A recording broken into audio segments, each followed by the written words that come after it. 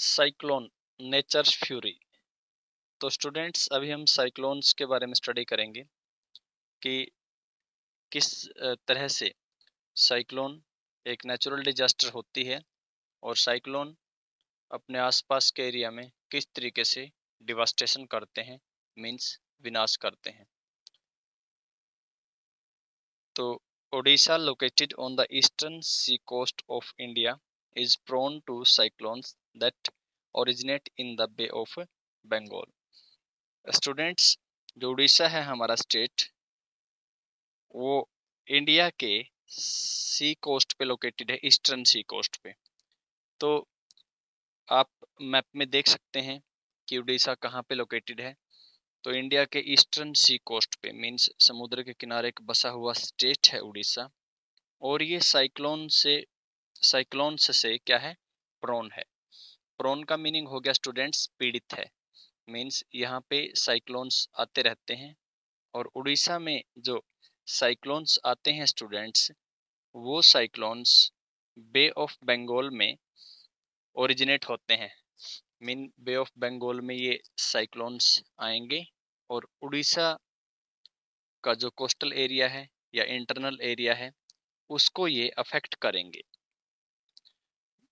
Cyclones क्या होते हैं, जब हवा आपके घूमती हुई आती है और वो इतनी तेज हो जाती है कि वाटर को भी अपने साथ वो है ना आपके अपलिफ्ट करके उठा के लाने लग जाती है। और कोस्टल एरिया से फिर वो जो सी की आपके वेव्स हैं, लहरें हैं या ओशन करंट्स हैं, वो टकराती हैं और फिर आसपास के एरियाज में डैमेज करती हैं।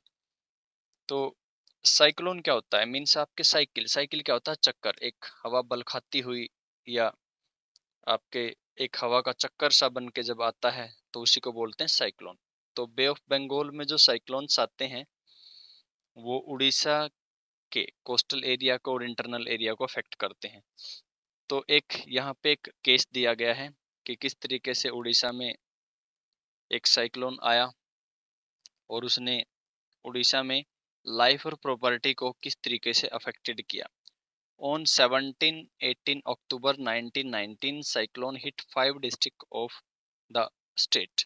देखिए 17-18 अक्टूबर और 1999 का ईयर था, ठीक है ना। 17-18 अक्टूबर 1999 में एक साइक्लोन आया था उड़ीसा में। आप ईयर भी ध्यान रखें और डेट भी ध्यान रखें। तो उस साइक्लोन ने उड़ीसा के 5 डिस्ट्रिक्ट को हिट किया था, मीन्स ये उड़ीसा के 5 डिस्ट्रिक्ट से टकराया था। और एक साइक्लोन और आया था उड़ीसा में, another super cyclone occurred on the 29th October 1999 that devastated large portion of the state। देखिए एक दूसरा आया था 29 अक्टूबर को और ईयर सेम था और इसने भी उड़ीसा के बहुत ही लार्ज पोर्शन को, बहुत ही बड़े एरिया को डिवास्टेटेड कर दिया था, मीन्स वहां पे बहुत बड़ी मात्रा में तबाही मचा दी थी। The damages caused were mainly due to the 3 factor. देखिए उड़ीसा में जो साइक्लोन्स आए दो, एक 17-18 अक्टूबर को और दूसरा 29 अक्टूबर को, उन साइक्लोन्स के मेन रीजन क्या थे। विंड वेलोसिटी, मीन्स हवा बहुत तेज थी, रेन, बारिश भी आई थी, और टाइडल सर्ज, मीन्स आपके टाइड क्या होता है, जब जो सी का वाटर है ना वो बहुत ही ऊपर उठने लग जाए फिर नीचे गिरने लग जाए, तो उसको बोलते हैं tide, high tide, low tide. जब सी का वाटर ऊपर उठेगा तो उसको तो बोलेंगे हाई टाइड, और जब नीचे गिरेगा तो उसको बोलेंगे लो टाइड। तो उड़ीसा में 17-18 अक्टूबर और 29 अक्टूबर को जो साइक्लोन्स आए, उन साइक्लोन्स के 3 मेन रीजन्स थे, एक विंड वेलोसिटी, दूसरा रेन और तीसरा tidal surge. The winds of up to 260 kilometre. देखिए और विंड की स्पीड कितनी थी, विंड की स्पीड थी 260 किलोमीटर पर आवर्स, ये ध्यान रखेंगे। लास्टेड फॉर 36 आवर्स, और 36 घंटे तक 36 आवर तक ये विंड रही। स्पीड ध्यान रखें और कितने टाइम तक ये चलती रही इसी स्पीड से विंड, तो वो भी आप ध्यान रखें। These high velocity winds uprooted trees and damaged the कच्चा हाउसेज। और हाई वेलोसिटी क्या बताया था मैंने, बहुत ही तेज गति से चलने वाली जो विंड होती है उसको बोलते हैं हाई वेलोसिटी विंड। तो इस हाई वेलोसिटी विंड ने क्या किया, अपरूटेड ट्रीज, पेड़ों को जड़ से उखाड़ दिया, और जितने भी कच्चा हाउसेज थे, मीन्स जो कच्चे घर थे, उनको भी डैमेज कर दिया। Rooftops of several industrial sheds and other houses were also blown away। और कई इंडस्ट्रीज की और घरों की जो रूफ टॉप थी, मीन्स जो छत थी, वो भी बह गई इन साइक्लोन्स में। Power supply and telecom lines snapped completely. पूरी तरीके से पावर सप्लाई और टेलीकॉम लाइंस, जो टेलीफोन्स वगैरह की लाइंस होती हैं, वो बिल्कुल स्नैप्ड हो गई, मीन्स आपके वो रुक गई, बंद हो गई या टूट गई। Heavy rain occurred under the influence of the cyclone for 3 days continuously. और लगातार 3 दिन तक इन साइक्लोन्स के इन्फ्लुएंस की वजह से लगातार 3 दिन तक हैवी रेन रही, बारिश होती रही। These rains led to flooding in the major rivers of Orissa. और इतनी बारिश हुई कि उड़ीसा की जो मेन नदियां हैं उनमें बाढ़ आ गई। जैसे उड़ीसा में एक नदी बहती है आपकी महानदी, और महानदी के ऊपर हीराकुड डैम बना है। The cyclonic winds caused tidal waves that swept 20 kilometre. Tidal waves आ गई साइक्लोन की वजह से।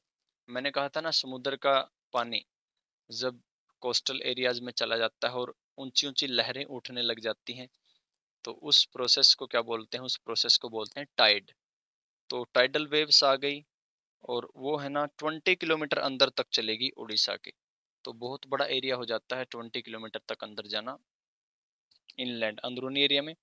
Brought massive destruction to the coastal area. और कोस्टल एरिया में बहुत ही मैसिव डिस्ट्रक्शन हुआ, बहुत ही बड़े लेवल पे विनाश हुआ। कोस्टल एरियाज मैंने बता दिए, जो समुद्र के किनारे लगते हैं उनको बोलते हैं coastal areas. The 7 to 10 metre high tidal wave induced suddenly and caused massive damage to the standing paddy crops। देखिए 7 to 10 metre high tidal wave, मैंने कहा था ना, समुद्र की लहरें जब ऊपर उठती हैं नीचे गिरती हैं, उस प्रोसेस को बोलते हैं टाइड। तो 7 से 10 मीटर तक ऊंची उठने लग गई समुद्र की लहरें। 7 से 10 मीटर ऊंचा उठना, ये समझ लो कि आप 3-4 मंजिल तक ऊंचाई तक वो जाने लग गई ऊपर तक, जो टाइडल वेव्स। और वो इंड्रूड होता अंदरूनी पार्ट में चलेगी कोस्टल एरियाज में एकदम। और उन्होंने पैडी क्रॉप्स का, पैडी क्या होता है, जो धान की क्रॉप होती है ना आपकी, राइस की क्रॉप होती है, उन पैडी क्रॉप्स को डैमेज कर दिया उड़ीसा में। और देखते हैं इसका क्या इफेक्ट हुआ।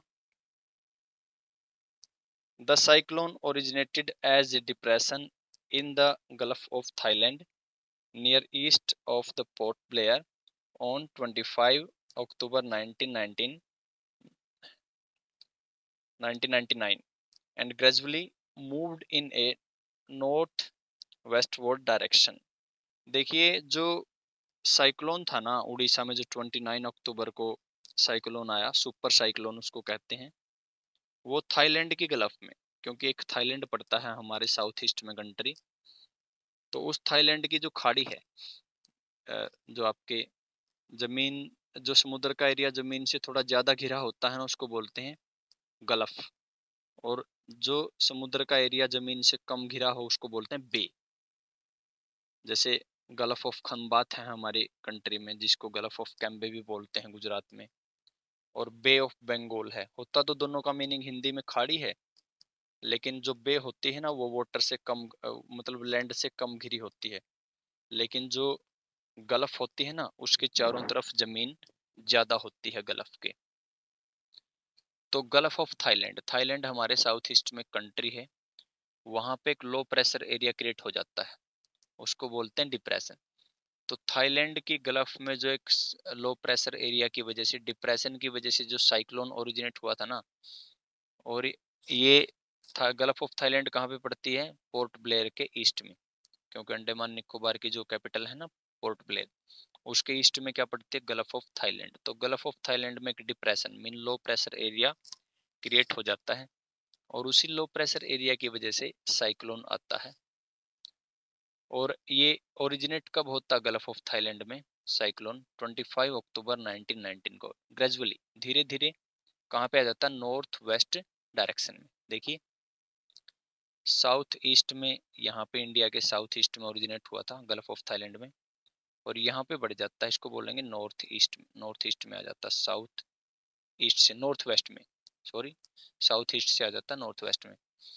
और it intensified into super cyclone, और ये सुपर साइक्लोन में बदल जाता है। इंटेंसिफाइड होता है जिसकी इंटेंसिटी ज्यादा हो जाती है, तो बहुत ही तेज गति से सुपर साइक्लोन में बदल जाता है, and hit the area between Erasama and Balikuda in Orissa on 29 October at 10:30 AM।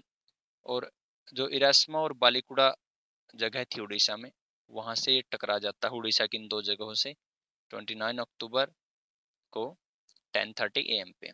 The super cyclone, तो ये बहुत ही आपके बड़ा साइक्लोन था, इसी वजह से इसको सुपर साइक्लोन बोला जाता है।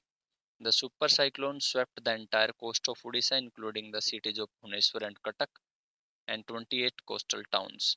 देखिए जो सुपर साइक्लोन है ना, वो उड़ीसा के पूरे के पूरे कोस्ट पे फैल जाता है, और फिर उड़ीसा की कैपिटल भुवनेश्वर में चला जाता है, और फिर कटक में भी ये चला जाता है। तो कटक भी उड़ीसा का बहुत अच्छा शहर है ये। और 28 कोस्टल टाउन थे ना उड़ीसा के, जो टाउन, जो छोटे छोटे कस्बे या डिस्ट्रिक्ट या शहर उड़ीसा के सी के कोस्ट से लगते थे ना, वहाँ पे ये फैल जाता है। तो उड़ीसा के बहुत बड़े एरिया को ये अफेक्ट करता है। About 13 million people were affected, लगभग 13 मिलियन पीपल अफेक्ट होते हैं इससे। 1 मिलियन में 10 लाख होते हैं, 10 लाख होते हैं 1 मिलियन में। तो 13 मिलियन में ये लगा लो कि 1 करोड़ 30 लाख लोग इससे अफेक्टेड हुए। A large number of live stock were killed. Live stock क्या हो गया बच्चों? जो हमारे पशु होते हैं ना, जो भी मान लीजिए कैटल हैं, जैसे हमारे गाय, भैंस, बैल, या उसके बाद कोई दूसरे शिप हैं, शिप कैटल में नहीं आएगा, ये सारे लाइव स्टॉक में आ गए, तो लाइव स्टॉक मर गया। उसके साथ साथ में standing crops of paddy, vegetables and fruits were heavily damaged. और जो धान की फसल खड़ी थी, वेजिटेबल्स सब्जियां थी, और फल थे, सभी हैवीली बहुत ही बड़े तरीके से डैमेज्ड हो गए, नष्ट हो गए। Due to salinization caused by the tidal surge, large tracts of agricultural land have been turned into infertile। सैलिनाइजेशन हो गया क्योंकि समुद्र का पानी आया, बहुत से एरियाज में घुस गया, सी वेव्स की वजह से, साइक्लोन्स की वजह से, टाइड की वजह से। तो जैसे ही वो समुद्र का पानी इंटरनल एरिया में आया, तो सैलिनिटी की मात्रा बढ़ गई सोइल में। नमक नमक नमक होता समुद्र के पानी में, तो वो जमीन में चला गया नमक, और उससे एग्रीकल्चर के जो बड़े बड़े ट्रैक्ट थे, मीन्स आपके एग्रीकल्चर के जो बड़े बड़े एरिया खड़े थे या खेत थे, वो नष्ट हो गए, और वो ज़मीन भी इनफर्टाइल हो गई, आपकी उपजाऊ नहीं रही। लार्ज ट्रैक्ट ऑफ साल, टीक एंड बैम्बू, और जो पेड़ थे मान लीजिए एक, जिनको हम साइंटिफिक तरीके से उगाते हैं, साइंटिफिक फॉरेस्ट्री के जो पेड़ थे, जैसे साल, टीक, बैम्बू के पेड़, या मतलब कि आपके जो नेचुरल जंगल भी थे, नेचुरल फॉरेस्ट थे आपके, जो फॉरेस्ट थी वहाँ पे भी जो साल, टीक के, बैम्बू के प्लांटेशन थे, वो भी डिसअपियर। प्लांटेशन क्या होता है?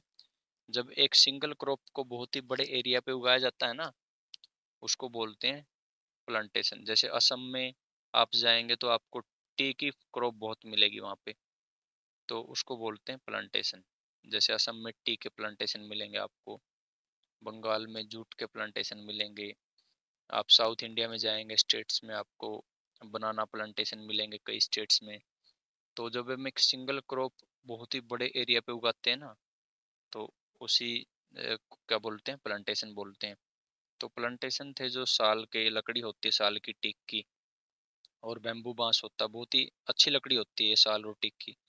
मीन्स आप पहले घरों के अंदर साल की लकड़ी का इस्तेमाल करते थे, घर बनाने के लिए, क्योंकि इसको दीमक नहीं लगती लकड़ी को।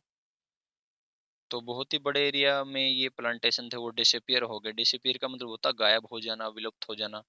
The mangrove forest between Paradip and Konark vanished. Mangrove forest कहाँ पे? उड़ीसा के अंदर। देखो ध्यान रखेंगे, ये पारादीप और कोणार्क, ये बहुत ही जबरदस्त जगह है दो उड़ीसा की। पारादीप तो है एक उड़ीसा की क्या नाम, पोर्ट है, जो बंदरगाह होती है ना, जहाँ से समुद्र के रास्ते माल को एक जगह से दूसरी जगह लाया जाता है या ले जाया जाता है। तो पारादीप तो उड़ीसा की बहुत ही अच्छी एक पोर्ट है, जानी मानी। और कोणार्क के अंदर पता क्या है, सन टेम्पल है यहाँ पे, जो आपके ये ध्यान रखेंगे। तो ये दो बहुत ही अच्छी जगह हैं उड़ीसा की, पारादीप और कोणार्क। यहाँ पे कौन से फॉरेस्ट मिलते हैं, एक क्वेश्चन ये भी बन गया। मैनग्रोव फॉरेस्ट मिलते हैं, जो मतलब आपके खारे पानी के वन होते हैं ना, उसको बोलते हैं मैनग्रोव फॉरेस्ट। तो वो मैनग्रोव फॉरेस्ट भी वेनिस्ड हो गए, यहाँ से डिसअपियर हो गए। तो अभी हम बात करते हैं स्टूडेंट्स मॉइस्चर। मॉइस्चर के अंदर सिंपल सी बात ये होती है, मॉइस्चर का मीनिंग होता है नमी, ठीक है ना। तो नमी होता है moisture. when water evaporates from land and different water bodies, it becomes water vapor। देखिए, जब वाटर इवेपोरेट्स होता है, पानी जब आपके भाप बन के उड़ जाता है ना, तो उसको क्या बोलते हैं? इवेपोरेशन बोलते हैं। जमीन से जब वाटर इवेपोरेट हो जाता है, मीन्स जमीन से जब पानी उड़ जाता है, एंड डिफरेंट बॉडीज, अलग अलग वाटर बॉडीज से भी और जमीन से भी। यहाँ पे ये बोल रहा है कि अलग अलग वाटर बॉडी और जमीन से जब वाटर एवेपोरेट हो जाता है, तो उसके क्या बन जाते हैं? वाटर वेपर बन जाते हैं। Moisture in the air at any time is known as humidity. जैसे आजकल ह्यूमिडिटी बहुत है, कल गर्मी बहुत थी, तो एयर के अंदर जब मॉइस्चर होता है ना, किसी भी टाइम, या नमी होती है हवा के अंदर, तो उसी नमी को क्या बोलते हैं? ह्यूमिडिटी बोलते हैं। तो इस बात का ध्यान रखें। When the air is full of water vapour, जब एयर में पूरी तरीके से वाटर वेपर होते हैं ना, बहुत ही बड़ी मात्रा में पानी के जो आपके कण होते हैं, वाटर वेपर होते हैं एयर में, तो उस हमको बोलेंगे ह्यूमिड डे। जिस दिन आपके बहुत बड़ी मात्रा में एयर में वाटर वेपर होंगे, तो उस दिन क्या होगा? ह्यूमिड डे, आपकी ह्यूमिडिटी होगी। As the air gets warmer, जैसे जैसे हवा गर्म होती जाती है, its capacity to hold water vapour increase, इसकी है ना आपके वाटर वेपर को होल्ड करने की कैपेसिटी इंक्रीज हो जाती है।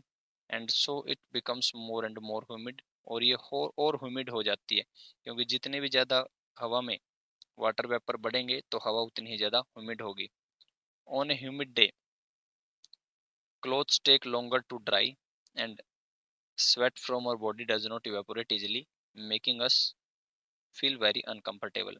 देखिए, जिस दिन ह्यूमिडिटी होती है ना, उस दिन क्या होता है, एक तो कपड़े भी ज़्यादा टाइम लेंगे सूखने में, क्लॉथ्स इतनी जल्दी नहीं सूखेंगे। जैसे कल ह्यूमिड डे था, आप सोचेंगे कि गर्मी बहुत ज़्यादा है और कपड़े जल्दी सूख जाएंगे। नहीं, कपड़े नहीं सूखेंगे, क्योंकि हवा में पहले ही नमी ज़्यादा है, और कपड़ों में भी मॉइस्चर होता है, नमी होती है, गीलापन होता है। तो हवा में भी नमी है, कपड़ों में भी नमी है, तो कपड़े नहीं सूखेंगे। अगर हवा में नमी नहीं होती, मॉइस्चर नहीं होता, तो कपड़े जल्दी सूखते। और हमारी बॉडी से पसीना भी जल्दी नहीं सूखता। आपको पता, आजकल पसीना बहुत आता है। आप पंखे से थोड़ा सा 2-3 फुट इस साइड हो जाएंगे, तो आपको गर्मी लगेगी बहुत ज़्यादा। तो ह्यूमिडिटी बहुत ज़्यादा होती है। टेम्परेचर भी इतना ज़्यादा नहीं होता, 40 से नीचे ही रहता है, लेकिन ह्यूमिडिटी आपके हमें अनकंफर्टेबल फील कराती है। When the water vapour rises, जब वाटर वेपर ऊपर की तरफ चले जाते हैं, मीन्स राइज हो जाते हैं, तो ये ऊपर के जाएंगे बिल्कुल, और कूल हो जाएंगे, ठंडे हो जाएंगे। द वाटर वेपर कंडेंस, उसके बाद फिर ये कंडेंस हो जाएंगे। कंडेंस कैसे होते हैं? जैसे वाटर वेपर ऊपर जाते हैं, तो वो ठंडी हवा के कांटेक्ट में आ जाते हैं, ठंडी हवा के संपर्क में आ जाते हैं। और जैसे ही वाटर वेपर ठंडी हवा के संपर्क में आते हैं, तो वो क्या हो जाते हैं? कंडेंस हो जाते हैं। और कंडेंस होने के बाद है ना, उनसे बनते हैं क्लाउड। क्या बनते हैं? बादल। तो ये वाटर ड्रॉपलेट कंडेंस हो जाते हैं ठंडी हवा के संपर्क में आने से, ऊपर जाएंगे। ऊपर जाएंगे तो कोल्ड एयर के कंटेंट में कांटेक्ट में आएंगे, और ये वाटर के ड्रॉपलेट क्या हो जाएंगे? फिर बादल में कन्वर्ट हो जाएंगे। When these droplets of water become too heavy, जब ये आपके ना वाटर के ड्रॉपलेट या पानी के जो कण हैं वो इतने बड़े हो जाते हैं और हवा में तैरने लग जाते हैं और हवा इनका भार सहन नहीं कर पाती, तो ये बारिश के रूप में नीचे आ जाते हैं। जैसे नीचे से इवेपोरेशन हुई, ऊपर गया एक वाटर वेपर, फिर इवेपोरेशन हुई, उसके नीचे एक जम गया, फिर और बड़ा हो गया काफी वाटर वेपर या आपके वाटर ड्रॉपलेट। तो जब इतनी बड़ी हो जाती हैं कि एटमॉस्फेयर इनका भार सहन नहीं कर पाता, तो बारिश के रूप में नीचे आके गिर जाते हैं। प्रेसिपिटेशन क्या बोलते हैं, ये देखिए प्रेसिपिटेशन, चाहे तो ये बर्फ के रूप में गिर जाएंगे माउंटेनियस एरिया में, और चाहे फिर बारिश के रूप में आ जाएंगे नीचे। Jet planes flying in the sky leave a white trail behind them. आपको पता है जब जेट प्लेन, जो आपके बड़े बहुत ही तेज गति से चलने वाले प्लेन होते हैं ना, फाइटर प्लेन, उनको जेट प्लेन बोलते हैं। तो जब जेट प्लेन आपके चलते हैं आसमान में, अंतरिक्ष में, तो अपने पीछे आपको पता वो एक सफेद पूंछ ही छोड़ जाते हैं, जैसे बादल होता है ना सफेद, उसी तरीके से वो अपने पीछे एक लॉन्ग ट्रेल छोड़ जाते हैं, लंबी पूंछ ही छोड़ जाते हैं। The moisture from their engine condense, क्योंकि क्या होता है, क्योंकि उनके इंजन से जो मॉइस्चर निकलता है ना वो कंडेंस हो जाता है। उनके इंजन से मॉइस्चर निकलेगा, और मॉइस्चर जब उनके इंजन से निकलेगा तो वो मॉइस्चर आएगा ठंडी हवा के संपर्क में, और ठंडी हवा के संपर्क में आते वो कंडेंस हो जाएगा, और कंडेंस होते वो बादल की शेप ले लेगा। और हमें कई बार जब जहाज जब हमारे पीछे दिखता है तो हम सोचते हैं कि धुआं है, वो धुआं नहीं होता। वो क्या होता है कि आपके उसका जो मॉइस्चर होता है इंजन का वो कंडेंस हो जाता है। We see trail of the condense moisture for some time, और हम कुछ टाइम के बाद है ना इस ट्रेल को देखते हैं, इस पूंछ को देखते हैं, लेकिन उसके बाद फिर है ना इनकी मूवमेंट डिस्टर्ब हो जाती है थोड़ी देर के बाद में। When there is no air movement to disturb it, air आने के बाद फिर वो खत्म हो जाता है। प्रेसिपिटेशन के बारे में पढ़ते हैं। प्रेसिपिटेशन क्या होती है? Precipitation that comes down to the earth in liquid form is called rain. अब रेन की डेफिनेशन क्या होती है? जो प्रेसिपिटेशन लिक्विड फॉर्म में अर्थ पे होता है उसको क्या बोलते हैं? आपके रेन बोलेंगे। ठीक है ना। प्रेसिपिटेशन, बर्फ गिर रही है ना, वाटर का किसी भी फॉर्म में धरती पे गिरना, वो प्रेसिपिटेशन है। जैसे सॉलिड फॉर्म में गिरेगा तो वो किसकी फॉर्म में गिरा? बर्फ की फॉर्म में गिर रहा है। लिक्विड फॉर्म में गिरेगा तो लिक्विड फॉर्म में वो किसकी फॉर्म में गिर रहा है? बारिश की फॉर्म में गिर रहा है। तो चाहे सॉलिड फॉर्म में गिरे चाहे लिक्विड फॉर्म में गिरे, उसको क्या बोलते हैं? प्रेसिपिटेशन बोलते हैं। Most of the ground water comes from rain water. हमारी अर्थ के ऊपर, हमारे ग्राउंड के ऊपर जो भी वाटर आता है ना वो रेन से आता है। Plants help preserve water. यदि वाटर को संरक्षित करना है, प्रेजर्व रखना है, सुरक्षित रखना है, तो उसमें हेल्प कौन करते हैं? प्लांट्स करते हैं। When trees on hill sides are cut, जब देखिए पहाड़ों पे से ट्रीज काट दिए जाते हैं, तो बेर माउंटेन से, मीन्स माउंटेन खाली हो जाते हैं पेड़ काटने के बाद, तो उन माउंटेन से पानी सीधा आता है। क्योंकि माउंटेन्स पे से आप ट्रीज काट दोगे तो पानी सीधा आएगा, बेर माउंटेन हो जाएंगे वो बिल्कुल। बेर क्या होता है? उसके ऊपर कोई वनस्पति नहीं होती। And can cause flooding low lying area, तो लो लाइंग एरिया में फ्लड आ सकती है। क्योंकि पेड़ जब तक रहेंगे माउंटेन पे तो वो वाटर की आपके जो गति है उसको थोड़ा कम करेंगे। लेकिन अगर आपके सीधा पानी आया और पेड़ नहीं होंगे तो उससे है ना फ्लड आ सकती है। On the basis of mechanism, mechanism के बेस पे, सिस्टम या तंत्र के बेस पे तीन टाइप की रेनफॉल होती है: कन्वेंशनल रेनफॉल, ओरोग्राफिक रेनफॉल और साइक्लोनिक रेनफॉल। तो उड़ीसा के अंदर जो रेनफॉल आई थी ना, वो रेनफॉल पता कौन सी थी? उड़ीसा के अंदर जो रेनफॉल आई वो थी आपके साइक्लोनिक रेन, ये क्या, हाँ साइक्लोनिक रेनफॉल। क्योंकि उड़ीसा में साइक्लोन की वजह से, सुपर साइक्लोन की वजह से रेनफॉल आई थी। तो अभी देखिए ये है सबसे पहले कन्वेंशनल रेनफॉल की पिक्चर, मैंने आपसे बनवाई भी थी, ये इसीलिए बनवाई थी मैंने। ये साइक्लोनिक रेनफॉल है, सॉरी, सबसे पहले साइक्लोनिक रेनफॉल है। ऊपर वार्म एयर है, आपके नीचे कोल्ड एयर है। तो जब है ना आपके वार्म एयर ऊपर चली जाती है, जो गर्म हवा है ना, गर्म हवा जब ऊपर चली जाती है हल्की हो करके, तो उसकी जगह कौन सी हवा ले लेती है? ठंडी हवा ले लेती है, और फिर उससे जो बारिश होती है ना उसको बोलते हैं आपके साइक्लोनिक रेनफॉल। उसके बाद में ओरोग्राफिक रेनफॉल, ये काफ़ी इंपॉर्टेंट रेनफॉल है। रिलीफ रेनफॉल का दूसरा नाम ओरोग्राफिक रेनफॉल भी कहते हैं। तो यहाँ पे इंपॉर्टेंट क्वेश्चन ये बनता है कि रिलीफ रेनफॉल का दूसरा नाम क्या है? Orographic rainfall. ओरोग्राफिक रेनफॉल पता क्या होता है?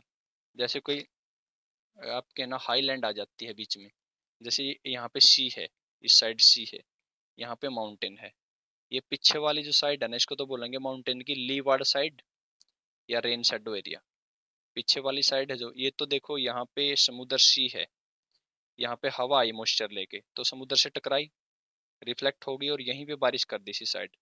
तो ये तो है आपके रेन बेरिंग विंड्स, टकराती हैं इस साइड। और पीछे वाली जो साइड होती है ना माउंटेन की, वहां पे बारिश नहीं होती, उसको लीवार्ड साइड बोल देंगे या रेन शैडो एरिया बोल देंगे।